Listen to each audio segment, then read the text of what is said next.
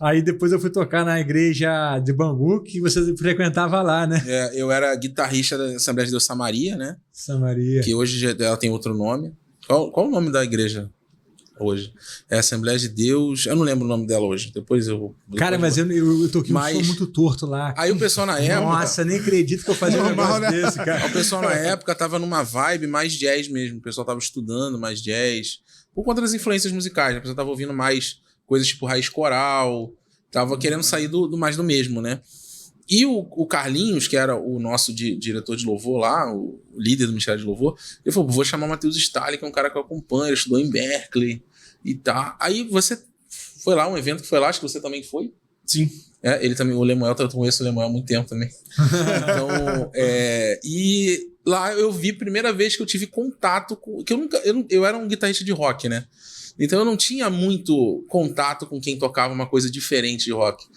E quando eu vi você tocando, a coisa assim... Porque a primeira sensação de quem ouve jazz é como se fosse um gato andando no teclado, assim, né? Qualquer coisa. Só que eu entendi que o jazz foi o único estágio naquela época que me deixou desconfortável, extremamente desconfortável. Porque, cara, se botasse uma base de jazz naquela época, eu não ia saber fazer nada.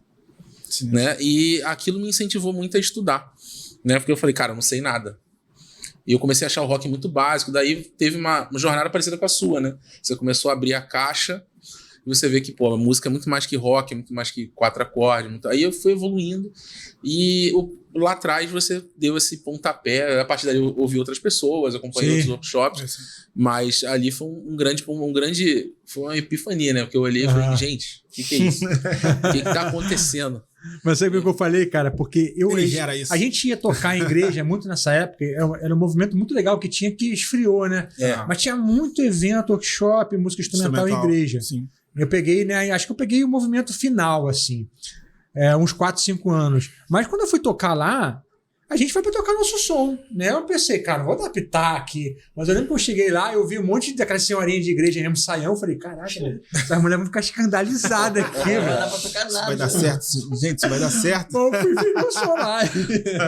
Não tinha nem outra opção, cara. Eu lembro que quando você foi tocar lá, tu tava usando uma Pod X3. Pode. Tu tava usando uma Pod X3 na vermelhinha, assim. Eu uso até hoje, cara.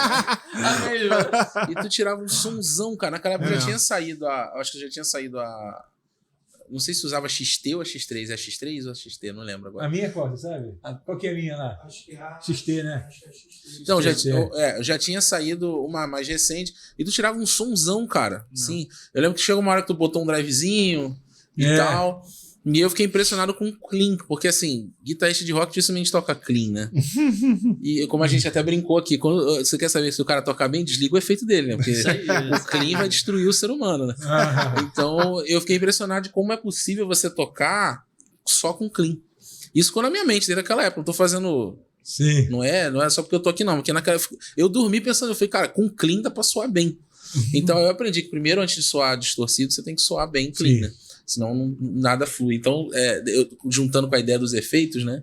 Foi mais ou menos por aí. Eu falei, cara, o cara só tá usando um feijãozinho com aquele 4 controlezinho, cara, tirava um somzão. Acho que você levou o teu Fender também. Eu levei na época, eu tinha um Fender Twin Reverb, eu acho, né? Cara, eu fui olhar a equalização, tipo, tu ligou e tocou. Tu não ficou parando, passou som. Foi diretão. Eu já tinha na cabeça, né? Eu normalmente gosto de deixar mais flat, assim, no amplificador, né? Mas essa questão de tocar com som, eu vou chegar no Lucas aí. É verdade. Mas esse negócio de tocar com som limpo, cara, quando eu comecei a tocar com som limpo, a impressão que a gente que veio do rock, todo mundo que veio do rock, que a gente tá pelado. Né? Pelado assim, que as pessoas estão desnudando, estão vendo seus defeitos ali. E aí, tem uma gordurinha ali. Na roupa não aparece. Né? Mas no início é assim, porque você está acostumado com muita sustentação da nota. Isso. Daqui a pouco tira-se de você, cara. É isso aí. Ficar pelado mesmo. Porque é uma coisa importante que você tinha para disfarçar. Você consegue, cara, você põe um dedo ali, bicho, fala. Aí você, com uma guitarra limpa, é difícil você falar com uma nota só por muito tempo. A dinâmica tem que estar baixa. É o que hoje a gente associa com o vício do compressor. É isso aí. Hoje as pessoas estão viciadas em compressor, porque o compressor te dá essa sensação de... Parece que tem alguma coisa que te ajuda, sabe? Porque quando você vai... É igual você fazer um solo com pouco drive. é desesperador, porque não tem sustento suficiente, você vai ter que sustentar na mão. Sim. Entendeu? Só que você vê, se você pegar o equipamento de um Slash, por exemplo, que é um guitarrista famosíssimo, os solos dele não são com muito drive. Aí tu percebe o músico além do equipamento. O Slash não é quem é porque ele usa marcha. Ele é quem é porque ele é o Slash. E você fazer o solo com ele usando o patch dele, você vai ter dificuldade, porque o sustain que ele tem vem da mão dele, né? Então é exatamente isso.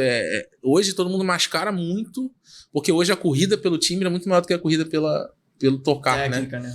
Então não acho errado, mas assim, a gente tem que equilibrar ali os dois lados, porque uma das coisas que eu aprendi foi isso, desligando tudo. Tanto que a gente até brincou. Hoje eu tenho às vezes tem preguiça de quem não tem, né? Preguiça de ligar o equipamento. Às vezes eu fico com a guitarra sem nada, a guitarra desligada, praticando.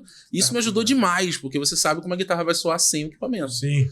Entendeu? Eu passo 90% do som durante a semana toda clean, porque é sempre dando aula. Eu só dou aula, né? Na Starling não tem nem compressor. É cabo, caixa. Cabo, caixa. Então já chegamos aqui no Lucas Mirim. Lucas Mirim, vamos lá. O Lucas Mirim hoje é professor lá da Starling Academy, tanto na virtual quanto na presencial. Um cara super importante. Eu conheci, ele foi meu aluno em que ano? 2017, indicação dele.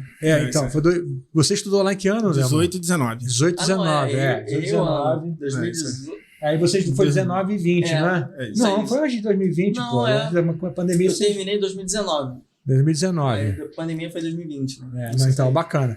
E até uma coisa legal de comentar, porque todos os meus professores de guitarra estudaram comigo, né? Mas a gente não olha só o cara, não é só tocar bem.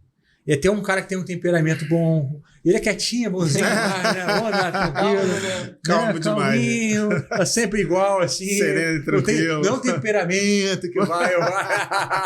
Então, assim, poxa, é o braço direitaço aqui meu.